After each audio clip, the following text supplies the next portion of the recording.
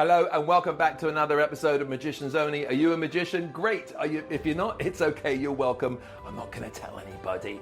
If you want to learn magic, the best place to go is Magic on the Go at magiconthego.com. I've been reading my friend Matt DeZero's book. I mentioned it on a previous episode, The Fog Machine of War. Most of the profit on this goes to charity. Thank you for doing that, Matt. These are Matt's perspectives on life and magic, and I find it to be very, very valuable if you're a magician, or even if you're not a magician and you just want a really good bathroom reader.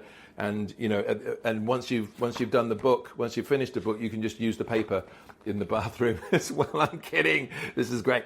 You can get it on Amazon. I don't make any money from this. I'm just letting you know because it's so entertaining.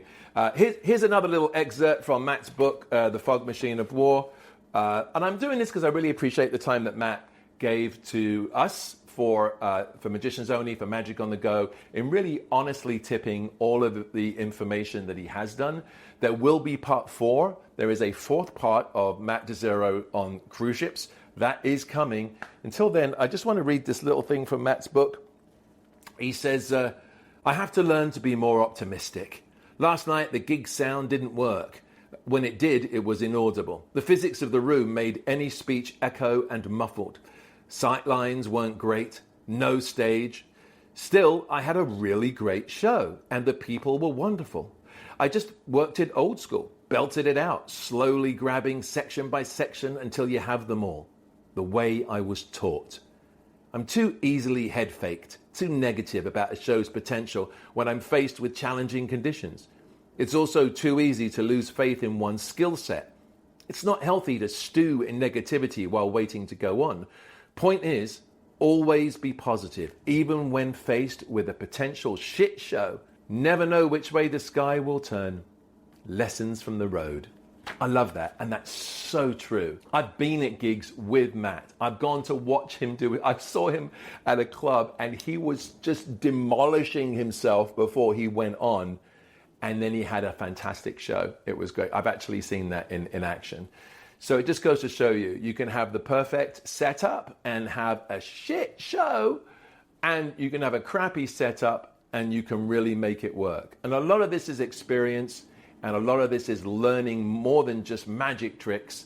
It's about learning how to perform, which is something that we do on Magic on the Go and something that we talk a lot about here on Magicians Only. Welcome back to part 2 of the tour. I'm really going to get into some details here. I'm going to be talking a lot about the things that happened on stage, how to handle things that when they go wrong, how to deal with an audience, what it's like to, well, you're going to see. I'm going to talk about everything I learned, and then I'll be summing up my experience at the very, very end. This is a very honest review of working with the Illusionists. I will say that there's a lot of video in this episode. If you're listening, thank you so much for listening on the podcast platforms. If you get a chance and you want to see some of the video that's part of this, especially the final few moments of this episode, which are very special, I highly recommend that you go to YouTube, The Steve Valentine Show, Magicians Only, but with Steve Valentine on YouTube, and actually watch the video of this as well, okay? Without any further ado, part 2 of the tour. Nothing became more apparent to me as we were going on tour with the Illusionists as how many stock lines there are in the business and how many people use the same lines. And so most of the performers in the Illusionists worked very hard to get rid of the stock lines in order to have original material. And it's something I've worked very hard on, although I have been guilty of using stock lines in the past. I have tried very hard to get rid of them. And you can see when a bunch of magicians get together, similarities in performance, because there are stock lines that are in everyone's show. And then comes the problem of who gets to say that stock line, right? For me, if there was ever a stock line and it became obvious, or I went there, I would deliberately try not to do it and come up with something else. And I learned this from the great Chipper Lowell, who directed my show, Life and Other Deceptions, because there were times in my script where I'd written a line that was fairly well known, And he said to me, it's funny and it gets a laugh, but everyone does it. Why not try to find something else for that moment, another line, a different bit of business? And so I worked very hard to create either a variation on a stock line, because stock lines are there because they work. Stock lines are there because they fill a moment, or they're there because they serve a purpose. So you can still try to come up with a line or a bit of business that fulfills what the original stock line did, but is your own. I think it's very important, and it became very clear from seeing a bunch of magicians together that there were certain moments that you're just kind of like, oh, we just heard that a third time during the show. So I would say to you, work hard to be original, work hard to take the stock lines out of your show. I don't care how well they work. Now, when I was hosting the Magic Castle Awards show a few years back, I did a piece, very subtle piece, based around stock lines. And now it's time for another edition of Magic in the Classical Style. Okay, I need somebody from the audience. That guy over there. You a magician? Come up on stage, sir. I'm going to do a trick with you. Come, we're going to do Magic in the Classical Style. Give him a big round of applause. We need a sucker here on the stage. It's a nice shirt. Who shot the couch? Who shot the? Okay, come on up on stage. There you go. Lovely to see you. Come and stand right here on the trap door. We're going to do a trick, see? Right there on the trap door, right under the sandbag. That's good. All right. What's your name? Nobody gives a shit. All right. Hold your hand up for me. There you go. No, the clean one. The clean one. Show it. No, give me the other one. That's better. You were right. You were right. Okay, so here's the idea. It's a trick here with 3 balls, 2 more than you got, and I'm going to take these 2. Now look, see? You got to watch, right? You got to watch. 2 balls go in the hand. This one goes in my pocket. How many balls do I have in my hand? 2 balls. 3. You see, because you're not watching. You gotta watch, right? Okay, so look, see, I'm gonna put 2 balls in the hand. These go in here. 3rd ball goes in the pocket. How many balls do I have in my hand? 2. No, I got 3. What are you, an idiot? Whoa. And that was another edition of Magic in the Classical Style.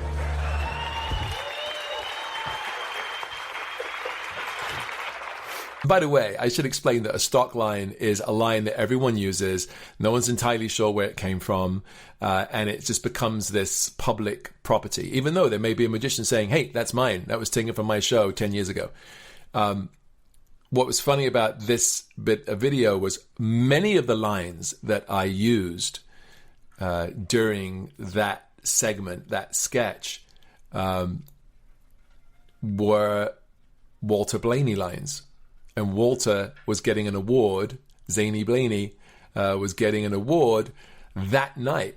So it must have been very strange for him to be in the audience, seeing all these one-liners that kind of came from him used as a sketch on stock material. But that's how quickly something like this can happen. I think the key is to be aware. Every time you go to a magician's convention, you'll notice magicians using the same lines, or you go see a magic show, magicians use the same lines. Try and get away from that, because you want to be yourself. You want to be original as you can, and look for moments where you can add your own humor. One of the best things about being on tour, I started to learn, was the patriotism of the city. And we worked in Wilmington, Delaware, and we worked in Wilmington, North Carolina. And at one point, one night, I was like, this trick is, I'm going to do this, guys, for you because you deserve it. Let's face it, this is Wilmington, North Carolina, not Wilmington, Delaware. And the place went crazy. Like, people were like, yeah, you know. And then when I was in Wilmington, Delaware, I was like, this is Wilmington, Delaware, not Wilmington, North Carolina. And the place went crazy. So you can find those moments. Always be aware of your surroundings, where you are, and see if you can find a moment of humor to inject and maybe replace one of your stock lines. But essentially, I think one of the goals of any performer should be to get rid of write down every single stock line that you use in your show, and find something else to replace it. One of the things that I was very concerned about was that we're working with 8 or 9 different illusionists, and there's no easy way of saying this, is there going to be a diva in the group? And is that diva going to be me? You know, when you have a lot of personalities working together like this, who are most of them used to working solo, there's the danger. There is the danger that there's going to be rivalries. And one of the performers, as we were working on something, said something in rehearsal, and I said, "It's not a competition." And he looked at me and went, "Oh, yes, it is." It was joking, but it got me thinking about, is it a competition? Are we competing with each other? And in this format, I don't think we are. I think we're working with each other to create the whole. I was very lucky in that this tour had not only just amazing professionals, but also amazing human beings. And so it was very easy to tour with them because you're traveling from city to city, you're flying, you're on a tour bus, unfortunately not a rock and roll tour bus, just like a coach. I learned from Jonathan Goodwin, who has been touring forever with the Illusionists, how to have a life during the tour as opposed to putting your life on hold. Live every moment of his life while also being on tour. It was very educational. I learned a lot of things from a lot of people. And I was lucky. So I was lucky that we didn't have really a diva in the show. And that made the tour an incredibly pleasurable experience. The other thing that I learned was, as you tour, everything changes. So you get to a theater, if it's a union house or if it's a non-union house, it will depend on the running order of the show, because there are certain pieces that are in the show which we, as a production, may look at as a prop.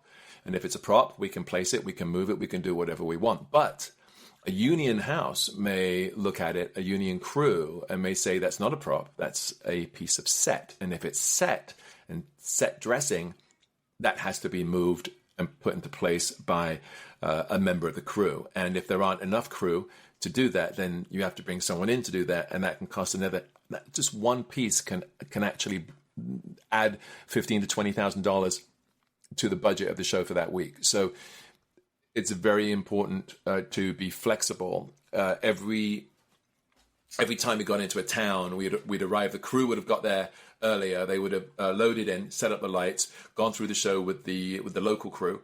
Our crew would have gone through the show with the local crew. And by the time we get there, there's a new running order and slightly changed. Pieces have come, pieces have gone. And it all has to do with what we're able to do within this particular theater. Size of the theater is so important. Angles in the theater. One of the biggest lessons was that it's not so much the width of the stage that is an angle problem when you're performing on tour, when you're performing in theaters. It's the height of the audience, because you've got the people down below on the floor in the main house, and then you've got balconies, and man, they can see down and into your props. And so we always had to do angle checks, and we always had to, sometimes there was a couple of illusions that I think there's one illusion that we did twice for the entire tour. It was paid for by the Illusionists. It was one of the things for the closing of the show. And it just happened that every theater we ended up in, the angles were such that we couldn't pull it off, or the stage wasn't deep enough and we weren't able to wheel it into position. So there were versions of the show. Every single week, every single running order was slightly different. So you had to be flexible. And this changing of the running order was, I'm not a young man. I'm not as young as I used to be, right? And so this change of the running order for me was very difficult to, at times. There's a couple of moments where I'm literally on stage and I have no idea. I've done my piece and I'm supposed to introduce the next person and I can't remember who's coming out. And so what am I going to do? I mean, I could panic at that particular moment, or I could just do what I did, which was to look off stage and go, who's next? just make a joke out of it. It was terrifying. Those moments of being in front of, suddenly you've got this routine, you've done well, they're great, the audience is clapping, everyone's having a good time, and now you're like, I don't remember. I actually introduced the wrong person once. I had to run back on and say, oh, no, sorry, that guy's not, it's this guy. We had a couple of moments where there were some problems with props and illusions being set up behind the scenes, or there was something that happened that would have been dangerous for the next performer. And so I introduced him, and then we had to come back out and say, sorry, that's not going to happen. We're going to go to intermission right now. So there's always a flexibility within the rigid format of a show that you have to be aware of. And I think when you're doing your show, when you're performing your act, you have to have that flexibility within the rigid format of your show. It's important to have extra tricks on you. I always had an extra trick in my back pocket, color changing silks, and I always had an extra deck of cards off stage in case during the middle of the card shark, the spectators dropped the cards, which happened once. I would always have another deck of cards available. And you just have to think ahead into being flexible, but being prepared. And it stood me in really good stead throughout the tour. The union proofing or crew proofing your props. A lot of the time you're going to have, if you do a show like this, the props will be set and the props will be cleared by the crew. So it's important to go over how to handle your prop. Even though you may think it's obvious to lift it this way and place it this way, you must go through that properly with the crew member who is designated to do that particular job and show them anything that could possibly go wrong. Also, backstage, there's going to be a place specifically for your props, usually a prop table. Make sure it's in an area that's lit. Make sure it's in an area everybody can see. Make sure you have your own place for your props. And it's not in a place where it's going to get knocked over by somebody running backstage, whether it be a dancer or a crew member. That make sure your stuff is safe. I call it crew proofing, union proofing. It's a very, very important thing. Now, I used a lot of audience members during the show. In fact, the tour that we did was one of the most audience participatory tours that the Illusionists have ever done. Almost every act had a piece of audience participation at one point. And any time you have audience participation, you are running the risk of going too long. One of the things that was very important to me, it is very important to me when I invite anyone on the stage, is I want them to feel welcome. And they're not just going to be a prop. When I ask someone to come on stage, I really am happy and grateful and thankful that they have agreed to come up on stage. I ask for applause. I help them. I guide them. I escort them onto the stage. And the same thing. And when I shake their hand and welcome them, I look them in the eyes and I'm like, I really mean it. Ladies and gentlemen, I'm really excited. He came up on stage, so you don't have to. And what's really important is when you send people back to their seats, and I've noticed this in acts over the years, is there's almost a I'm done with you, you're dismissed kind of attitude. And that's so wrong. Like, I want to make sure, and if there's a lady, quite often there are steep steps leading up and down to the stage. The last thing you want is someone going flying. It will make you look bad. You don't want someone getting hurt during the show. So be a gentleman. Escort people down the stairs. Go in front of the lady and escort her down. Escort her back to her seat. Ask for could I get some escorting back to the seat music? Or quite often a theatre would provide an usher at the front of the stage to help the person down the stairs. We had one night, we had this guy, he must have been, one week rather, we had a guy who must have been in his 80s. And every time someone came up and went down, he got up. It was his job. He walked over to the stairs and he helped the person up and down. And I improvised a line at one point where I was thanking everybody for coming. And I said, and by the way, how about a round of applause for, and I got the guy's name. And I said, how about a round of applause for, let's say it was Frank, who's been helping people on and off the stage, probably the most polite person ever in Detroit or wherever we were, and got a round of applause for him and showed appreciation and showed that it wasn't just about me. So getting people on and off stage, super important. Find a fun way to do it and show that you are grateful and also put that person at ease. So the position in the show is important, again, because of what comes before and what comes after. And it's really important to you when you're putting together your show to realize how similar is this to this? How similar is that to this? What is am I taking things in a new direction? Because every sharp left turn you take, every difference of pace, of style, of energy that you bring to your show will keep your audiences riveted. If it's all the same, they're not going to stick around. They're not going to pay attention. They're going to lose interest. And you can learn from the Illusionists in this way, that this is how your show needs to be. Whether you're doing 10 minutes of card tricks or a full evening show, think about placement of trick. It's very important. So close-up magic is now no longer a barrier. There is no barrier for close-up magic on large stages, thanks to cameras. And I had an amazing time with the card shark routine. But I want to tell you a couple of stories, a couple of things that happened during the tour. And you tell me if this is something that how you would have handled this. The first was, because I wanted to have this thing about never having met the people before, because we're doing a signed card routine and I didn't want anyone to think it was set up. I had dancers go and select the spectators, and it was generally, I gave them a broad idea of what I wanted them to do, and it was generally successful. So I get this one couple up on stage, and they are a couple. They're boyfriend and girlfriend, right? And the guy's coming to the stage, but the woman is taking so long. I mean, she looks miserable. She gets up on stage and she's got her arms crossed on stage. He's trying to have fun and she's not having any of it. And she won't look at me. She won't look at me doing the magic.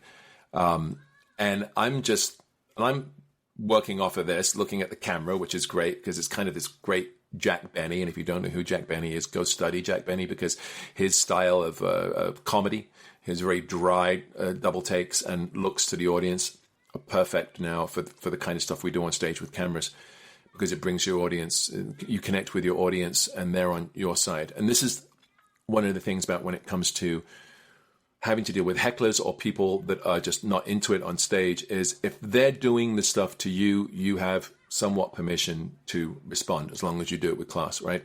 So a lot of magicians will just attack an audience member, a spectator, for no reason, act like they're being a dick when they're not being a dick. In this particular case, this lady was being a dick. And so at one point I have her pick a card. She won't look at the card. She reaches out, she grabs it, she knocks the cards out of my hands. And I'm looking at the guy and he's embarrassed and he's getting angry at her. So it comes out on stage that she doesn't like magic, and the only reason she came to because I'm like, why? I'm like, why did you come to this show? You clearly hate magic. And the audience is with me on this, because they're like, yeah, everyone in the audience who goes to a magic show should love magic. They're paid to come to a bloody magic show. And it turns out she got tickets for him as a gift and wanted, because he loves magic. And so I'm like, oh, so you suffered for your relationship. You came. And so the guy is just getting more and more angry. Now, I was able to play off of this person and turned it around to the point where I'm like, I'm going to impress you. Because she's like this the whole time. I'm like, I'm going to get you. I'm going to get you. I'm going to make you smile. It's going to happen, whether you like it or not. I don't know what happened to the couple after they went home after that. But he was pissed. He was giving her the look, and you know what I mean, all you couples, that the look, like, you're embarrassing me in front of 3,000 or 4,000 people right now. But I decided to lean into it with the idea that, all right, I'm going to get you. I'm going to get you, because this is my job. It's a magic show. I got to do what I got to do. So by the time that the signed card, ended up in the Tic Tac box, and every time I did a gag, I'd look over her and she was like this, and it became funny to me and the audience that she was behaving in this way. So again, you're in a situation, right? Do you get upset? Do you get angry? Or do you lean into it a little bit and just say, all right, I'm going to laugh at the situation because this is life. And it made me even more human to the audience. And by the time I got to the end of it, and I'm doing the Tic Tac box, and the folded card, signed card by her, is in the Tic Tac box, and she opens it up, and she can't deny it, and that she cracked a smile, and she's like, yeah, it's good, that's good. And the crowd went nuts. So the whole show became about, and personally, I hate this. This is not what I want the act to be about. Trying to impress one person. If there's a person in the audience who has their arms crossed, I ignore them. I don't care about that person. If they're not going to have a good time, I'm not going to force them. But unfortunately, this person was on stage, and so we had to lean into it. It was an experience, and when I spoke to the dancers afterwards, they were like, yeah, when we went through the audience and we asked them to be a couple on stage and help out, they both seemed really excited. So there you go. You never totally know what you're going to get. The other thing that happened was during the card shark routine. I have a little bit of footage of this. During halftime, I'm walking around and I'm trying to find the perfect girl for the snow trick at the end of the show. And this woman comes up to me and she's like, "Hi, I sent a message via Facebook," and everyone said, and the person, I'm like, "Who did you send it to?" She's like, "I don't know, someone with the Illusionists," and they said they weren't sure if it could happen, but I want to propose to my partner. And she wanted to propose to her girlfriend. And I was like, "Well, we don't really do that because it's a tight format for the show." And I said, I don't know that we do that, but let me find out. I think it will be fun. And in my mind, I'm thinking maybe I can get her up with her girlfriend for the card shark routine. At the end of it, we can do the proposal and have so I go and speak to our director at the time, and he's all for it, which surprised me. He's like, "Yeah, let's do it. It's going to be great. We're going to create a moment and a memory for the audience, something above and beyond just a magic show, that there's this piece of real life and love that's happening." So I'm like, okay, but I didn't get a chance to tell her that it was going to happen. So when we get to the card shark routine, I'm very excited. Everybody's really excited. We're going to get this couple up. I'm going to do the show. She's going to propose, but I need to let the woman know. So I said, there was a lady who came up to me about coming up on stage with her partner. Is she here? Yes, in the back. Well, what happened was she'd had a fair amount to drink at this point. God bless her. And so had her partner, but I didn't know that. So I said, "Why don't you guys come up on stage? Let's do some magic." So now the music plays, and as they're coming up, I got to the girl. I'm like, "Let me do," I say to her, "Okay, so I'll do some magic, and then we'll do a special thing at the end, all right? We'll do the special finale." And she looks at me, and I think she understands, but I'm realizing she's pretty hammered. So we get up to the stage, and as I'm seating them down at the table, she starts pulling out the ring box. I'm like, no, don't, none of your own props. I've got my own. And so now, all of a sudden, I'm like, what have I done? This is going to be a challenge. So the lady who wants to propose is very emotional. Of course she is. She's about to propose to the person she loves. And now I've decided I'm going to do a 10-minute card routine before I let her propose. This was one of the most challenging pieces I've ever done for a number of reasons. One being that she wasn't really focused on her side of things whenever I would do magic to her, because she's focused on when she's going to get to propose to her partner. So keeping her in line, and that's what we do as performers, gently, without ruining the moment that's to come, was very difficult. And in the end, a 9-10 minute routine went 20 minutes. I was able to use the camera. I was able to give the looks, those dry looks to the camera, which kept the audience on my side. What's interesting is a number of people backstage, a lot of the crew were like, "Oh my God, that was a disaster." It wasn't a disaster. It was a disaster for the show because it went 20 minutes, but it wasn't a disaster at all. The audience had a great time, mainly because I was having to handle these two lovely but rather drunk ladies on stage. All my fault for not setting it up properly, right? So, she's forever pulling the ring box out. I'm telling her to put no, only my props on the show. So we get through the routine. Do you think I can do it? Get it in the Tic Tac box? That would be it. Now that's... And the table clears. I'm about to say, ladies and gentlemen, along the lines of like, you may wonder why that was a bit unusual. What you just saw was magic. This is real life. That was my plan. And then I was going to hand her a microphone to propose to her girlfriend.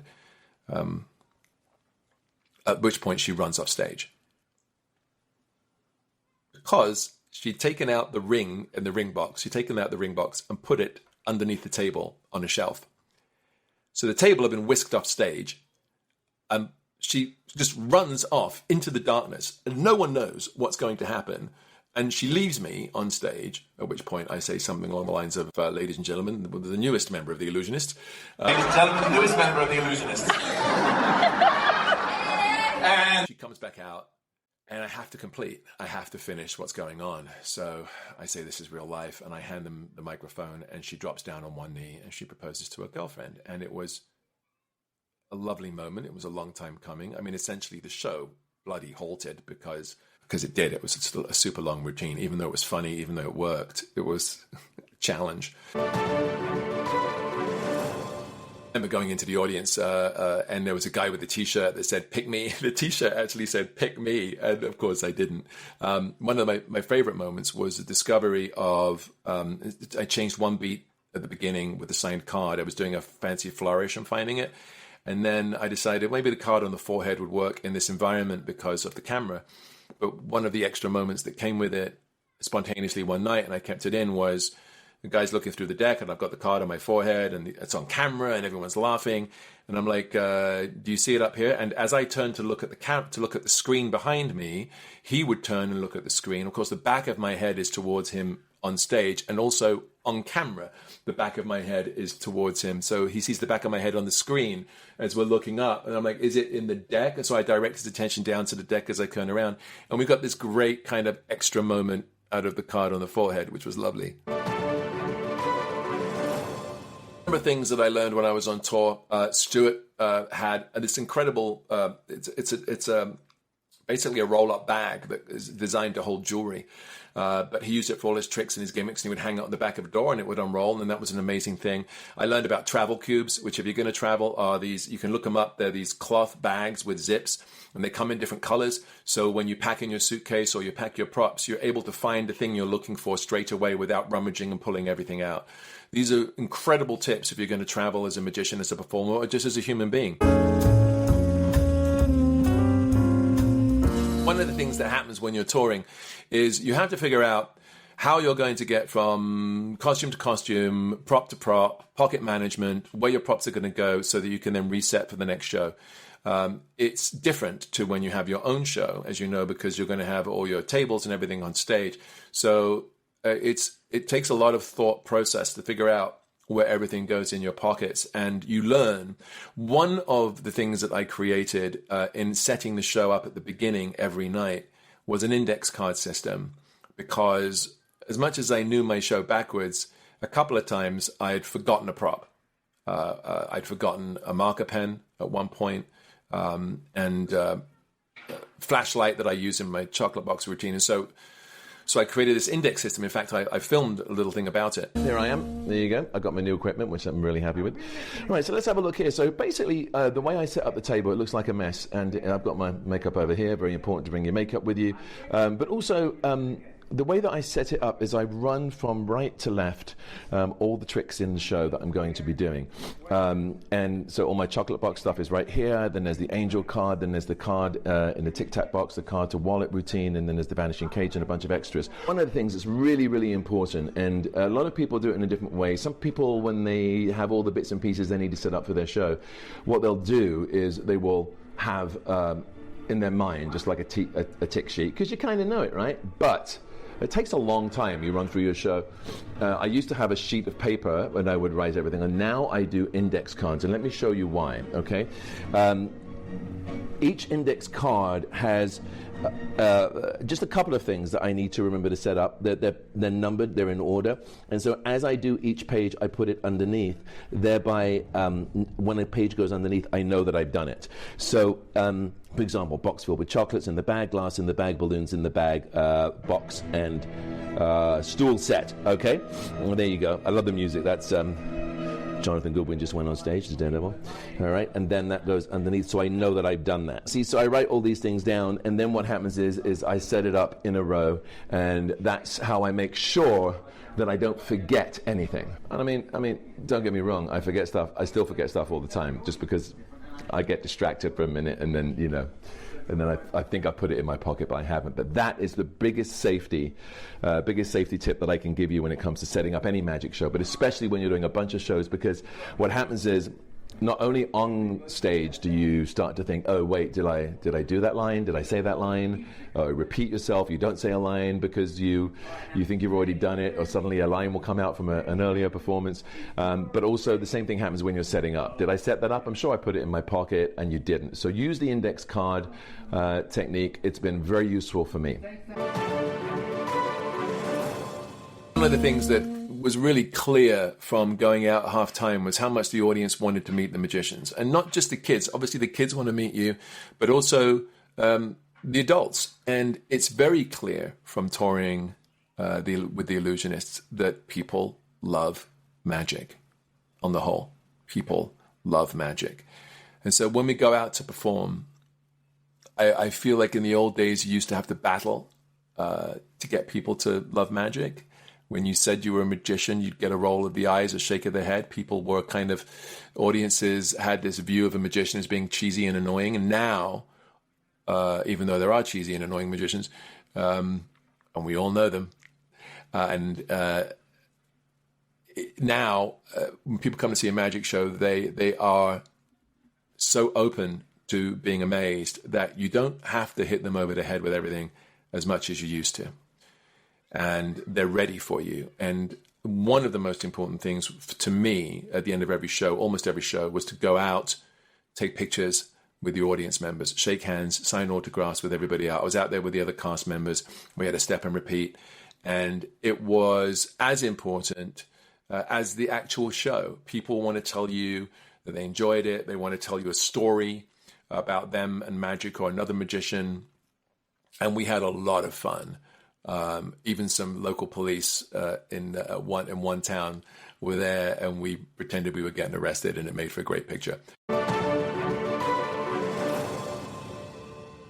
So it's very important to work your social media. And another thing that happens when you are performing in a tour, but it doesn't have to be in a tour, this can be just in your local town, is you get invited, or you push your publicist, or you just reach out and contact yourself the local news stations, because that exposure on a morning show can help fill seats. It's very important. I did a bunch of these as I was on tour, and it was something that I fretted over. I can't tell you guys. Doing magic to a camera, to a newscaster, is a completely different thing than doing magic to an audience. There's no rehearsal. You show up, you do it. You want to have an interesting story. You want to have you want to know what you're going to say about the show, what your buzzwords, what your buzz themes are, what the information is about the show. And they're going to ask you to do a trick, and you're going to do a trick. Now, this news piece can be as short as 30 seconds, 45 seconds, and can be as long as 3 or 4 minutes, depending on how much time they need to fill. I wrote down so many ideas for on-camera pieces. At the time, it was more important for me to work on the show. So publicists were reaching out to me saying, like, okay, so what are you going to do? And I'm like, just trust me, I'll have a piece, it'll be fine. I worked out so many complex pieces, but in the end, what ended up doing was some of the more simple bits. A peek of a card, a think of a card change on the hand. The most complex piece, I was so glad I got to do it, because everybody else has done booked, which is the book test that I came up with, where the card rips out of the page and appears somewhere else. And when I got to set, my plan was to use a Starbucks cup. And just because it's a morning show, I'd pretend that I was drinking coffee, and then put it down in front of the person. And then later on, I'd have them open up the Starbucks cup, and the page was ripped out of the book and is inside the Starbucks cup. As I got there, I noticed that there was a whole, this one morning show, there was a whole Tim Hortons spread. I realized at the very last second that, I think this might be sponsored by Tim Hortons. And it was. The show was sponsored by Tim Hortons, which is the Canadian coffee magnet, right? The shop. And so I was like, do you have any Tim Hortons cups? And there were plenty of them. So the last second, I switched to a Tim Hortons cup. They were drinking from Tim Hortons cups. I put it on the table. And in the end, managed to choreograph it so that when the page vanished from the book, one of the hosts was holding the Tim Hortons cup, got to open up, reach inside. You got that kind of like no moment where she reached inside the cup and pulled out the page. Keeping it simple, having and quick. You can't do long routines, because they're going to cut you off if they have to go to news, if they have to go to weather, if they have to go to anything else. So what's important is what you bring with you are entertaining moments with a beginning, a middle, and an end, but that each one shouldn't be more than 30 seconds to a minute, right? And have a bunch with you, because sometimes what will happen, which happened to me, was they're like, what else you got? Also, what you're going to find out, because what you're doing is you're working with on-camera personalities, and it's their show. And quite often they're going to interrupt you. They're going to make comments. They're going to make jokes. And you have to go with it. Don't let it throw you. So know what you're going to do. Know it backwards. It's really important. I actually invited one of the hosts to come to the show the following night, which she did. And then I got her up for the chocolate box. And we got pictures. And that became its own wonderful kind of extra promo for the show. Morning shows. Just understand that they're only going to want you there.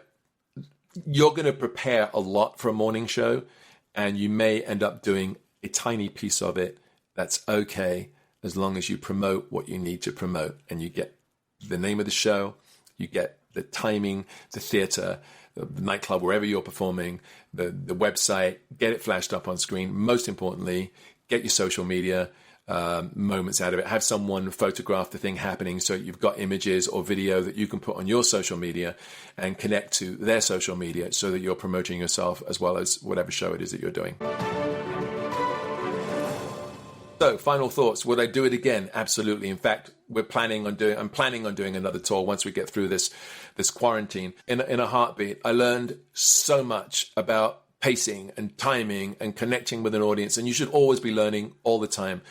And I loved touring and visiting all the various cities and meeting amazing people. I loved traveling to all the various cities. I loved working with all the magicians on our team, with our incredibly hardworking crew, meeting the people in all the various theaters and all the various cities. I loved it. And there was one thing, guys, that was universal throughout the entire tour. And that is, people love magic.